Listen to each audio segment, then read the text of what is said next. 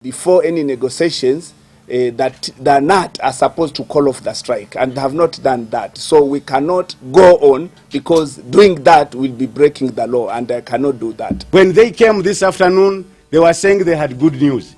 But the good news to us was there was a court order, and that court order is barring negotiations. And we have not been served with that court order until today. This was the bone of contention during yesterday's closed-door meeting between the government and KNUT officials that eventually ended in a stalemate. Labour Cabinet Secretary Kambi Kazungu had urged the teachers to call off the strike before they can engage in talks on the salaries. The court order was delivered on 1st July 2013, declaring the ongoing teachers' strike illegal, and which the teachers chose to ignore. But their employer, the Teachers Service Commission, has now gone to court to have the teachers' union charged with the contempt of the court order. TSC wants the top KNUT officials arrested and jailed in a civil jail for a period of 6 months, or forced to pay a fine of 20 million shillings for the offense. The petition by TSC further wants all teachers who have not reported to duty since the issuance of the court order to be deemed as in contempt and fined 10,000 shillings. According to TSC, the money should be recovered from their salaries.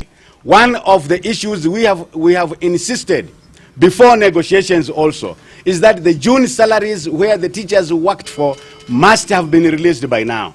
We are not slaves to have worked for nothing. The standoff has even attracted attention of the highest office in the land, with now President Uhuru Kenyatta calling the teachers to embrace dialogue with the government to end the strike. I really, once again, with all due humility, plead with our teachers to resume their responsibilities and to allow their representatives to sit down with government in accordance with the ruling of our own court